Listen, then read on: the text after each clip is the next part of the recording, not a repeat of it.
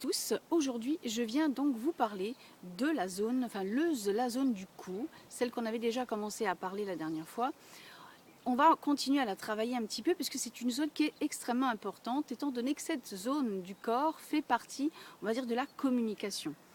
Et d'ailleurs cette zone est toujours en vibration puisqu'on a nos cordes vocales situées à cet endroit. Donc c'est dire qu'il faut s'en occuper régulièrement puisque c'est toujours en mouvement. Comment fait-on pour s'en occuper? Bon, déjà la dernière fois on avait vu cette grimace du cou, on avait vu le pompage des épaules et aujourd'hui on va travailler essentiellement toute cette partie jusqu'à derrière et on va dire les épaules aussi, tout en tension.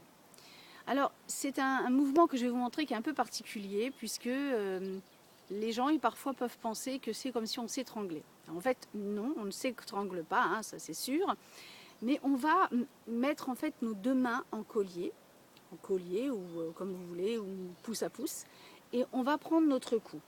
Au moment où on prend notre cou, là on essaye de se concentrer sur ce que l'on ressent. On va décomposer en fait le mouvement.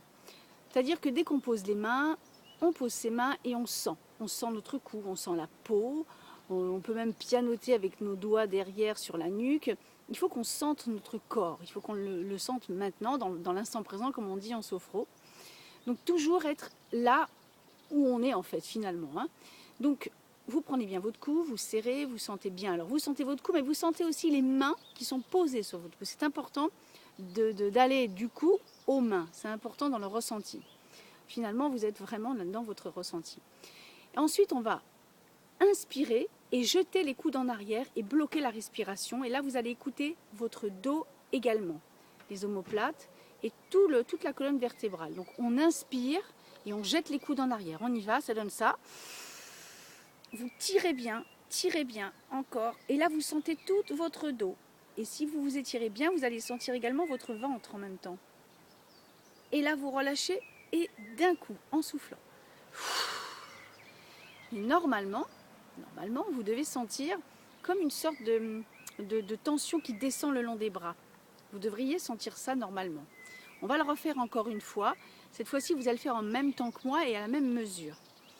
Donc, j'essaye d'être toujours dans la meilleure des mesures parce que tout le monde n'a pas la même respiration, évidemment, la même capacité de couper sa respiration. Donc, j'essaye de la faire dans une moyenne. Donc, on y va. Donc, on pose nos deux mains comme ceci. Alors il y en a peut-être qui vont avoir un sentiment bizarre d'avoir ces deux mains autour du cou. C'est pas grave, vous laissez passer la pensée. C'est vraiment pour être dans le ressenti de son corps. Donc on y va et dans le mouvement et avec bien sûr la respiration. Donc on y va quelques instants, on se concentre un petit peu, je sens mes mains, mon cou. Je sens même l'air qui rentre et qui sort. Et là on y va, on va inspirer et balancer les coudes en arrière. On y va, inspirer. Tirez, tirez encore, sentez le dos, sentez même le ventre. Toujours la respiration bloquée. Vous sentez même la tension dans les épaules et vous relâchez. Toujours pareil, hein, quand vous relâchez, vous laissez partir toutes les tensions. Donc ça, c'est un petit exercice à faire régulièrement. Et en même temps, ça vous permet de vous analyser, de voir, tiens, j'ai mal à cet endroit-là. Parce que comme on ne s'écoute pas vraiment, eh bien, quand on fait ces mouvements-là, c'est là où on voit qu'il y a des fois des petits blocages qu'on a et qu'on doit évidemment se détendre. Alors, une fois que vous avez fait ce mouvement-là, vous levez les bras et vous vous étirez, vous bâillez. Là, vraiment, il faut s'étirer, bâiller au maximum. Vous tendez les bras et vous lâchez. Si vous faites ce petit exercice tous les jours aussi, accumulé avec les autres, vous verrez que c'est vraiment génial. Donc ça, faites-le, vous verrez, ça va vraiment vous faire du bien sur du long terme. Maintenant, je vais vous parler aussi du lien que nous avons avec notre corps. Et je vais vous amener dans une petite imagination. On va se projeter ensemble. Imaginons qu'il y a un enfant qui passe en vélo à côté de vous, puis d'un seul coup, il se rétame la tête par terre. Il est complètement amorphe par terre, la tronche en sang, enfin bref, le pauvre, il est vraiment dans un état lamentable. Vous imaginez, vous allez le voir, et là vous lui dites, bah dis donc Titi, qu'est-ce qui t'arrive? Bah ça va pas, non? Bon allez, écoute, reprends ton vélo, et puis tu t'en vas, hein. Oh, écoute, faut pas s'écouter, hein. Là, bon, à un moment donné, le gamin, il va vous dire, oui, mais j'ai un peu mal. Oh, écoute, arrête, et puis continue ta route, c'est pas vrai ça, bon, bref.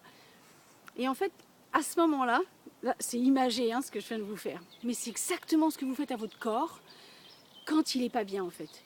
Vous ne l'écoutez pas. C'est comme si vous dites pareil, exactement pareil à ce gamin. Bon, hey, remonte sur ton vélo, c'est bon, c'est rien, oh là là, 2-3 égratignures. Et en fait, votre corps, vous lui faites la même chose. C'est-à-dire que il y a des gens qui viennent me voir, qui me disent, oh je comprends pas, j'ai un lumbago. Ben, je sais pas pourquoi, pourtant j'ai pas fait de faux mouvements, j'ai rien fait. Non mais en même temps, je vais lui dire, d'accord, ça fait je sais pas combien de mois que ton dos, il est en train de te dire que t'en peux plus, quoi. T'es fatigué. Et toi, tu l'écoutes pas. Et à un moment donné, bah, le corps, eh ben, comment on va dire, il se réveille, quoi. Il se dit, attends, tu m'as pas entendu, mais là, tu vas m'entendre. Et là, effectivement, bah, tu l'entends bien, puisque du coup, tu peux plus rien faire. Tu es obligé de t'arrêter. Tu es obligé de t'arrêter, c'est ça. Ton corps, à un moment donné, t'oblige à t'arrêter. Malheureusement, tu as la douleur qui va, donc c'est pas bon. Donc le but, finalement, c'est de s'entendre avant. Alors je sais, j'entends très bien les gens me dire, oui, mais moi je travaille, et puis si je m'arrête, j'ai plus de fric, ceci, cela, il y a toujours des excuses. En fait, il ne suffit pas de s'arrêter. Il suffit simplement, le soir, de se dire, allez, qu'est-ce que je peux faire pour me faire du bien? Aujourd'hui, j'ai senti mon dos un peu en fatigue. Ok, eh ben, on s'occupe, on se bichonne, on se donne de la bienveillance. Et il y aura beaucoup moins de problèmes, croyez-moi. Donc le but, c'est ça, c'est de se donner de la bienveillance en permanence et laissez pas ce gosse crever par terre, quoi, parce que c'est pas possible. Et ce gosse, c'est votre corps, quoi, c'est tout simplement votre corps. Mettez-vous à chaque fois ça dans la tête, qu'à chaque fois vous ne vous occupez pas de vous, de votre corps, vous laissez un gosse crever quelque part. Je peux vous dire qu'à un moment donné, dire, oh bah c'est clair, pas cool, quoi, parce que ce gamin qui tombe par terre, bien sûr, vous allez le voir, vous allez essayer de faire quelque chose pour lui, mais votre corps, vous le faites pas. Donc c'était vraiment pour vous mettre, qu'il y ait une prise de conscience qu'à un moment donné, il faut s'occuper de soi et que ce n'est pas être égoïste de s'occuper de soi. C'est justement, si on veut donner quelque chose aux autres, il faut d'abord s'occuper de soi-même, sinon on ne tient pas la route derrière. Hein. C'est un peu comme un verre. Hein. Si tu donnes à boire à tout le monde et que toi tu as soif, tu n'as plus rien pour toi. Non, c'est je bois d'abord moi pour bien me régénérer et ensuite j'apporte à l'autre. C'est ça le but. C'est qu'on se donne et on donne. C'est du donnant-donnant en permanence. Je me donne et je donne. C'est exactement comme ça qu'il faut faire. Voilà. Bon, à très bientôt. Et merci encore pour tous les dons, parce que ça, c'est super. C'est génial. Tout ce que je vous dis dans les vidéos, il y a vraiment des choses qui sont en rapport avec mon livre. Alors, je ne vous dirai pas tout ce qui se passe dans mon livre, parce que sinon, plus personne ne l'achètera. Mais il y a beaucoup de sources dans mon livre qui sont identiques à celles que je vous raconte dans les vidéos. Voilà. Bon, bien écoutez, je vous souhaite une super journée. Yes, et puis à bientôt. Bye bye.